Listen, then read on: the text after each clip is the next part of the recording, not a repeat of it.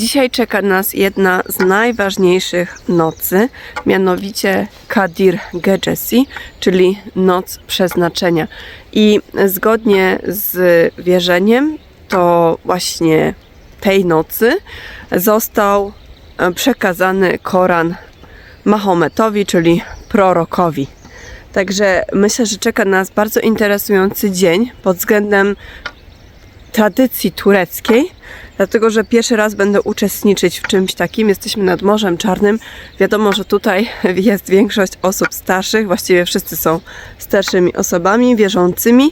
Także będziemy dzisiaj spędzać czas w meczecie i będziemy dzisiaj spędzać czas przygotowując posiłek dla wszystkich. Dlatego, że właśnie tej nocy jest taka tradycja dzielenia się jedzeniem i tak naprawdę nawet nie musicie za to zapłacić. My tutaj daliśmy pewne datki, bo to jest dobrze widziane. Przyjechaliśmy zaopatrzyć się w mięso. Selamünaleyküm. Merhaba. Güzellik.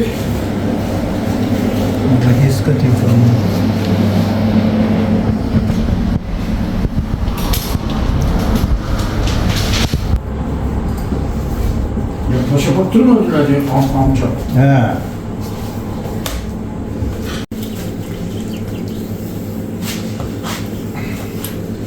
Ben gelmedim, akşam buradaydım.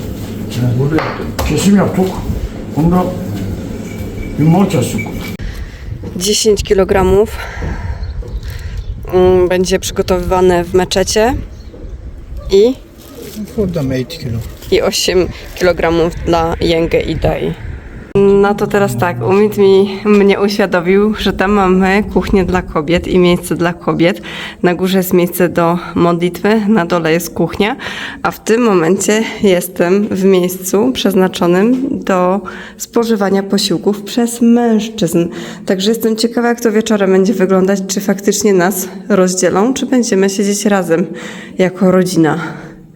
A tutaj mamy sporo tespih, czyli takich różańców, można to przyrównać. Także widać, że będą służyły do modlitwy. Nie wiem szczerze mówiąc, czemu są na ziemi. I zazwyczaj mają 33 koraliki i w ten sposób się modli. Albo możecie zobaczyć, jak Furkan często się bawi dla odstresowania się. I wchodzimy do miejsca, gdzie następuje abdest, czyli mycie się przed modlitwą. I chyba tutaj są toalety, zaraz zobaczymy. Tak, takie typowe dla tych terenów. Dziura w ziemi, czyli ala turka. Jesteśmy teraz w miejscu nazywanym morg, czyli kostnica. Tam, gdzie przechowywane są ciała przed złożeniem do ziemi. Udało mi się tutaj wejść, czyli lodówka do przechowywania ciał. A w tym miejscu odbywa się ostatnie mycie przed złożeniem do grobu. Tak to wygląda.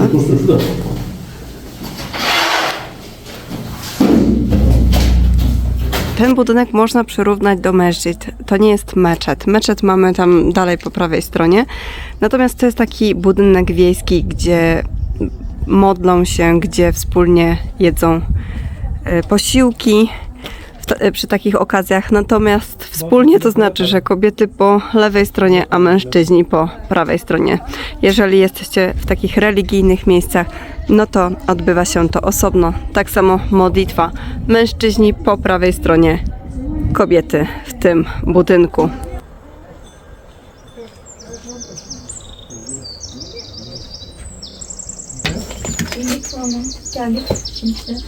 Nie patrzcie na moje ubrania, bo to są takie typowo wiejskie.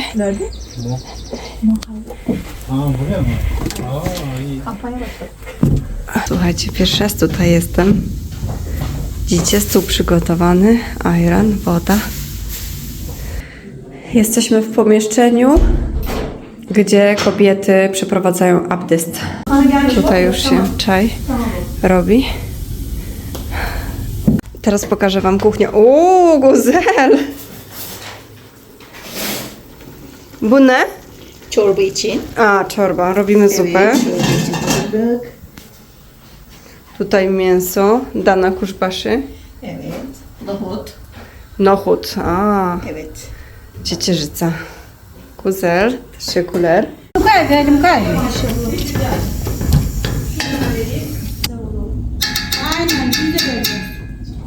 Aleykümselam oğlum, bakalım hadi hayırlı akşamlar.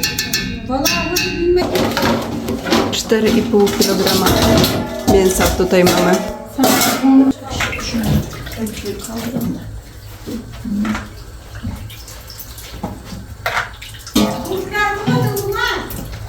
Ya dal koymadım anne. Iftar zawsze rozpoczyna się od szklanki wody i Kendim olarak od hurma, czyli daktyli. To jest z Iranu. İşte kimseye bir şey de. Na wieczór został zamówiony deser. Podejrzewam, że jakaś baklawa, no ale zobaczymy później. 60-70 tane. 70, 70 tane. Yani 25, 25, 50, 75, üçer bile. Zauważyłam, że dużo kobiet, tutaj starszych, ma hennę na rękach. Anna Guster, El. Dedi ya. Bunlar daha çıktı. On iki. Alır bu. On uç.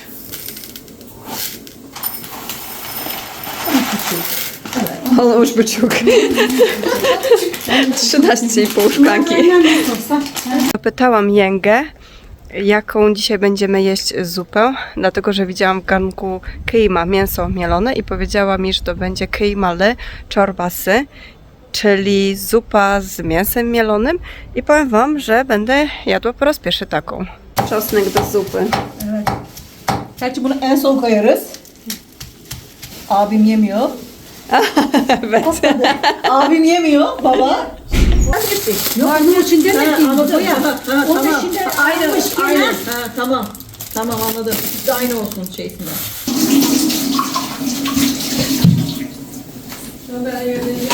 W Koranie jest napisane, że jedna noc Kadir, noc przeznaczenia, jest ważniejsza niż 1000 miesięcy modlitwy. Dlatego jest to tak ważna noc, gdzie muzułmanie poświęcają czas na modlitwę. A co życzymy tutaj w Turcji w trakcie tej nocy? To będzie Kadir Gecenis Mubarek Olsun, czyli błogosławionej nocy przeznaczenia. Teraz została wsypana odrobina soli i czerwonej, ostrej papryki. Sól dajemy na końcu, żeby nie było mięso zbytnio twarde.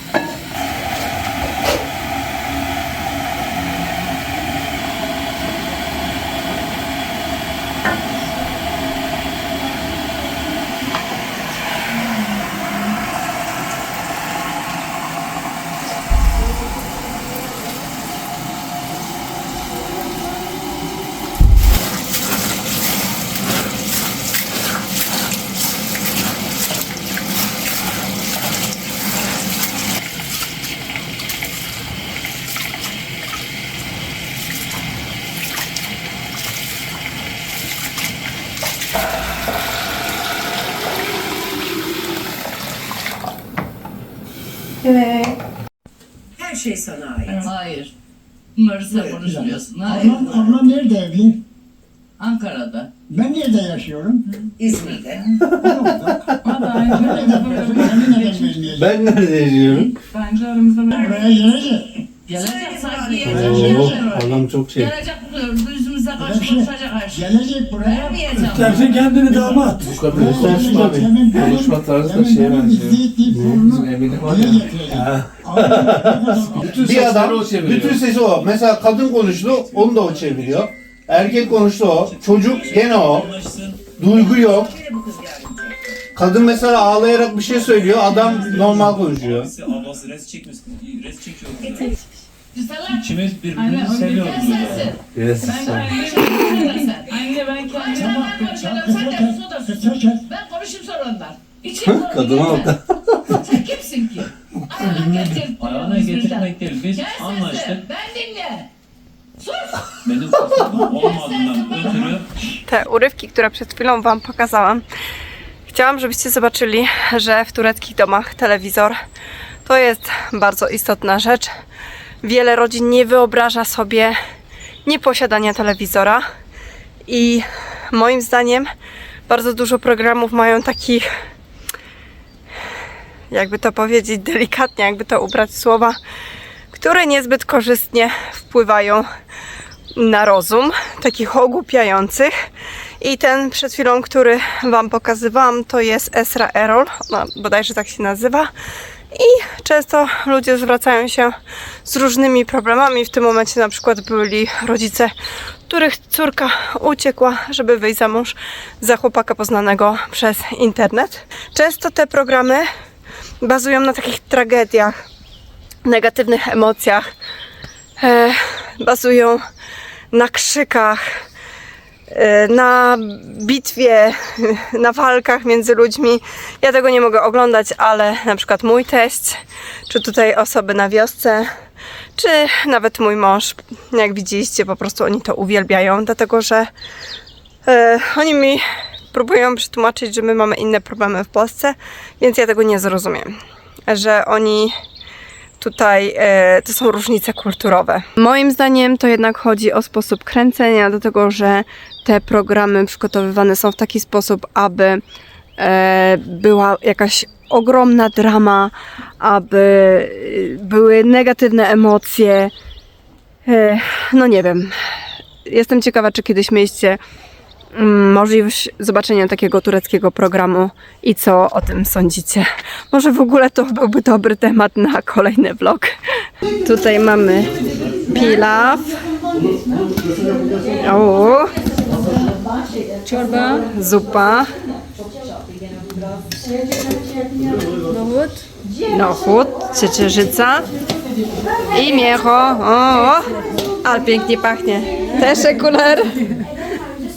Niestety na chwilę uciekłam do domu, bo dosyć długo to wszystko trwało i powiem Wam szczerze, że byłam głodna, a no nie chciałam tutaj jeść, dlatego że wszyscy no, poszczą w tym czasie. I jak wróciłam, no to niestety już pilaw był gotowy, ale okazało się, że jest robiony dokładnie tak samo, jak ja robię w domu. Natomiast ta zupa mnie zainteresowała. Poprosiłam jeszcze o wytłumaczenie, co później się działo. Także do zupy dodaje się jogurt, dodaje się jedno jajko, dodaje się mąkę i dodaje się troszeczkę soku z cytryny. Także jestem bardzo ciekawa, jak to będzie smakować. Osobno przygotowana jest porcja dla mojego teścia, który nie je czosnku, dlatego że na samym końcu do zupy dodajemy czosnek.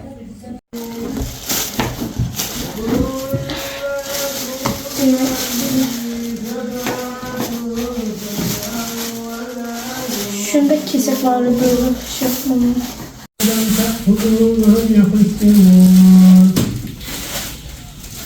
الذكر وخشي الرحمن بالغيب فبشره بمغفرة وأجر كريم لهم من مثله ما يركبون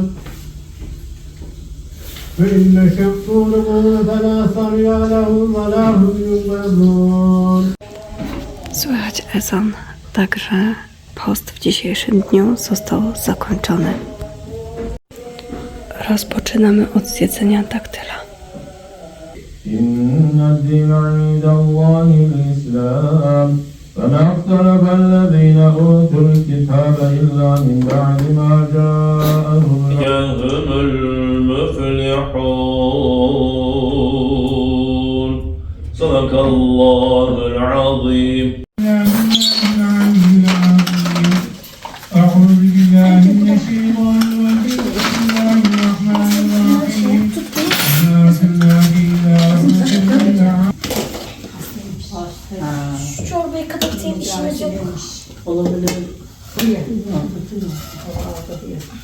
Tamam.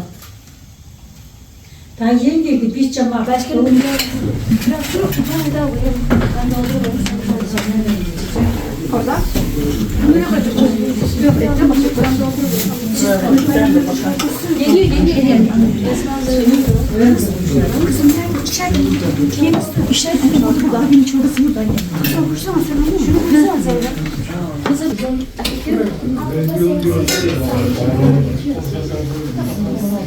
Jednak wszyscy zmieściliśmy się w jednym pomieszczeniu, tylko po prostu jesteśmy osłonięci. Co mogliście zobaczyć? Mogliście zobaczyć czytanie Koranu, następnie była modlitwa, natomiast starałam się nagrywać z poszanowaniem tutaj ludzi, nie pokazywaniem jak się modlą, bo nie wiem, czy sobie by tego życzyli. A teraz jest wspólny iftar. Kanatoda. Biraz aynen bir alacağız. Beş getireyim ben. Anne. Şimdi rahat et. Ali bir tane al çok az. Çok az olacak.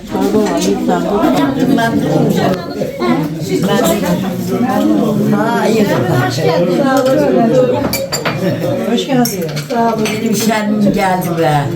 Vallahi köy şenlendi ya. Ci z Was, którzy regularnie odwiedzają mój kanał i oglądają vlogi, wiedzą, że ja wraz z moim mężem Turkiem mieszkam w Alanii, czyli na Rivierze Tureckiej. I cała nasza rodzina znajduje się daleko od nas, dlatego że oni mieszkają w Stambule, mieszkają na terenie Morza Czarnego. My tutaj w Alanii niestety nie mamy nikogo. Poza tym ja, jak i mój mąż pracujemy w turystyce, a to oznacza, że od kwietnia do mniej więcej połowy listopada cały czas jesteśmy w pracy i nie ma możliwości wzięcia na przykład urlopu.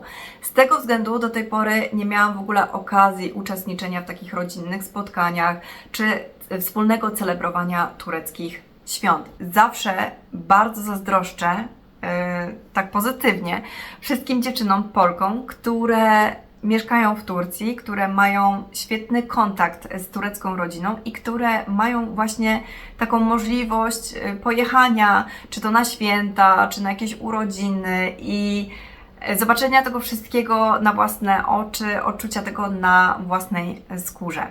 Ale w tym roku Ramazan, czyli post, przypadał w okresie zimowym. Zapewne wiecie, że Ramazan jest takim okresem ruchomym i w następnym roku będzie się rozpoczynał i kończył około 10-11 dni wcześniej w stosunku do tego roku. Także po raz pierwszy pojechaliśmy nad Morze Czarne, po raz pierwszy mogliśmy zobaczyć końcówkę Ramazanu, jak to wszystko wygląda i uczestniczyć właśnie w takich rodzinnych spotkaniach. I po raz pierwszy miałam okazję uczestniczenia w przygotowaniu do Kadir Gecesi, a także w celebrowaniu tej niezwykłej nocy. Tak jak Wam powiedziałam, Kadir Gecesi tłumaczone jest jako Noc Przeznaczenia. Czasami możecie również spotkać się z nazwą Noc Mocy. I jest to jedna z kilku takich najważniejszych nocy, jeżeli chodzi o wyznawców islamu. Dlatego, że wierzy się, że tej nocy prorok, czyli Mahomet, otrzymał pierwsze wersety Koranu. Tak jak my w Polsce mamy Biblię, tak tutaj wyznawcy islamu, muzułmanie mają świętą księgę Koran. I tak naprawdę nie wiadomo, kiedy te wersety zostały przekazane tutaj przez anioła Gabriela, a to się odbyło w jaskini Hira, niedaleko Mekki. Dlatego najważniejsze jest tak naprawdę 10 ostatnich nocy Ramazanu. Wtedy muzułmanie szczególnie przywiązują wagę do modlitwy, do zbliżania się do Boga. Natomiast przyjmuje się, że jest to zazwyczaj 27 noc Ramazanu. I tak jak Wam powiedziałam, wówczas tutaj muzułmanie spędzają czas na czytaniu Koranu, modlitwach, przygotowywaniu posiłku, pomocy osobom ubogim i potrzebującym. Koran składa się ze 114 rozdziałów, które nazywane są sura. I 97 sura opowiada właśnie o tej nocy Kadir Gecesi, o nocy przeznaczenia. I zgodnie z treścią, tak jak Wam powiedziałam w filmie, ta noc jest ważniejsza niż 1000 miesięcy modlitwy. I wierzy się tutaj, że szczególnie tej nocy Allah przebacza nam nasze grzechy, to znaczy grzechy muzułmanów. I wierzy się, że jeżeli muzułmanie się tutaj gorliwie modlą, to tej nocy na ziemię zsyłane są anioły, które przynoszą błogosławieństwo, a także pokój. Chciałabym jeszcze dodać 2 komentarze do tego filmu. Pierwszy to jest taki, że pokazywałam, iż te starsze kobiety mieszkające na wsi często tutaj wewnątrz mają hennę, kyna, i to jest związane z wierzeniami ludowymi. Kobiety te wierzą, że ta henna daje im ochronę. I taka ciekawostka, w ogóle Furkan mi tutaj opowiadał, że jak był mały, to również jego rodzina tutaj hennę umieszczała, ale na tym malutkim palcu, bo wiadomo, że dzieci są tutaj bardzo takie niewinne, delikatne, narażone najbardziej na niebezpieczeństwo, także jego rodzina, chcąc mu dać ochronę, to umieszczała hennę na malutkim palcu. Na koniec, dla tych, którzy dotrwali, chciałabym się z Wami podzielić takimi bardzo osobistymi przemyśleniami, które naprawdę pochodzą z głębi mojego serca. I mam nadzieję, że uda mi się to nagrać, dlatego że to już jest 3. próba, bo za każdym razem się bardzo wzruszam. Słuchajcie, pierwszy mój kontakt z takim krajem bardzo dla nas orientalnym, z krajem, który związany jest z religią islamu, miałam w 2011 roku, kiedy to poleciałam do Tunezji. I w tamtym okresie większość czasu spędzałam w hotelu, ale w związku z tym, że ja jestem taką osobą, która nie lubi tylko siedzieć w hotelu, to jednego dnia wybrałam się na miasto. I pamiętam jak dziś, że stałam na jakichś murach i wtedy zostało puszczone z głośników wezwanie do modlitwy. I ja doskonale pamiętam te uczucia, które mi wtedy towarzyszyły, i możecie być zdziwieni, ale to były negatywne uczucia. To był strach, to był niepokój, dezorientacja. W ogóle jedyne, o czym ja wtedy myślałam, to było to, że ja bym chciała wrócić do hotelu, że ja się nie czuję dobrze tam, na zewnątrz. Wydaje mi się, że było to związane z tymi wszystkimi stereotypami, które gdzieś tam krążyły na temat i dalej krążą na temat islamu, muzułmanów. Wydaje mi się, że było to związane z niewiedzą. Było to właśnie pierwsze takie zetknięcie się z krajem dla mnie orientalnym. I w życiu bym wtedy nie pomyślała, że za parę lat ja będę mieszkać w Turcji, jakby nie patrzeć w kraju, gdzie 98-99% ludności deklaruje tutaj wyznawanie islamu i że ja w ogóle będę miała męża Turka. I po tych kilku latach ja miałam taką właśnie bardzo silną myśl, silne takie, to mnie tak bardzo uderzyło, kiedy ja siedziałam z tymi ludźmi tam, przygotowując ten posiłek na Kadir Gecesi, jak bardzo niesprawiedliwie wtedy podchodziłam do wyznawców islamu, jak w ogóle nic o nich nie wiedziałam i jak byłam, no można powiedzieć, negatywnie nastawiona, byłam przeciwko. I teraz, kiedy, no chcąc nie chcąc, ja jestem otoczona tutaj muzułmanami, jestem otoczona kulturą turecką, jestem otoczona islamem, jest mi po prostu wstyd, bo to są tak mili ludzie, tak otwarci, w sensie takim, że zostałam przyjęta, mimo tego, że mam inną religię, że jestem Jabandży, nie urodziłam się tutaj, to oni są dla mnie tak mili, tak otwarci, otwierają swoje tutaj ramiona, otwierają swoje serca. Nie tylko dla mnie, bo oni wiedzą, że ja wszystko nagrywam, znaczy może nie wszystko, ale że większość rzeczy nagrywam. Ja im mówię, że Polacy kochają Turcję, że oni tutaj często przyjeżdżają, że są bardzo zainteresowani kulturą turecką, religią i oni chętnie pokazują nie tylko mi, ale przeze mnie również Wam. Otwierają swoje domy, otwierają meczety, tłumaczą. Bardzo żałuję, że mój język turecki nie jest na takim świetnym poziomie, żeby zawsze się zrozumieć, ale są bardzo cierpliwi, bardzo ciepli i naprawdę są wspaniałymi osobami. I wiecie, mam takie przemyślenia, że mój kanał jest bardzo mały, natomiast cieszę się, że w jakiś tam sposób ja się do tego przyczyniam, że pokazuję Wam Turcję, pokazuję Wam właśnie te obyczaje, pokazuję Wam, jakimi ciepłymi ludźmi są Turcy. I mam nadzieję, właściwie wiem, że tak jest, że czasami zmieniacie zdanie, że na przykład stwierdzacie, że po obejrzeniu moich filmów chcecie tutaj do Turcji przyjechać. I to jest dla mnie największy zaszczyt. I naprawdę może to zabrzmi teraz tak górnolotnie, ale to jest taki mój cel. I cieszę się, że właśnie mam jakiś minimalny wkład w to. No, także, jeżeli lubicie tego typu filmy, to odsyłam Was tutaj, dlatego że pokazywałam Wam jakiś czas temu, moim zdaniem bardzo ciekawy sport w Turcji, mianowicie zapasy w oliwie. I nie wiem, dlaczego tak mało osób kliknęło w ten film, bo uważam, że to jest coś nietypowego i coś naprawdę bardzo ciekawego. Także do zobaczenia pod tureckim słońcem. Buziaki, papa!